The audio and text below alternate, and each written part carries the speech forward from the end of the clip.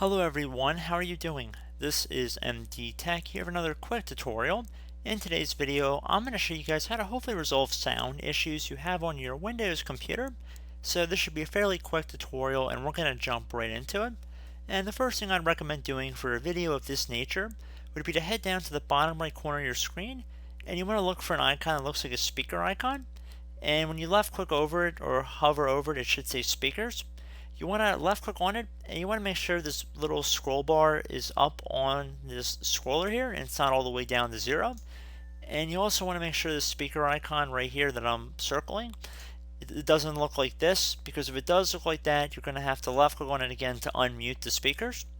Now, if that did not work for you, and that is usually a first good step I try and recommend that people who are having sound issues go towards. But if that did not work for you and we have to dig a little bit deeper, we're going to head over to the Start button, and into the Start menu, we're going to type in Troubleshooting. And one of the best matches that comes up should say Troubleshooting underneath Control Panel. You want to left click on that one time to open it up. And now on the left side here, you want to left click on this View All hyperlink.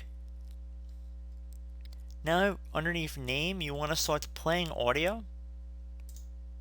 And we can minimize out of our previous window we were on. And the top should say Playing Audio, Troubleshoot and Help Prevent Computer Problems. Playing Audio, play sounds, and other audio such as music files. You want to left click on this advanced hyperlink right here.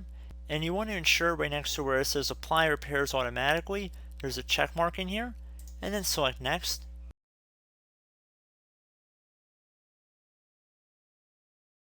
And in the event that says the troubleshooter couldn't identify the problem, you want to select View Detailed Information, and it should give you a good rundown of what was scanned for and what might have been detected in the process.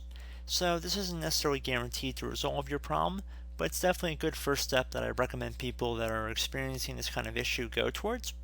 And if you have any headphones or any other speakers, I'd recommend trying to plug them in as well and see if you have or yield different results. But anyway, I do hope this brief tutorial was able to help you guys out. And as always, thank you for watching, and I will catch you in the next tutorial. Goodbye.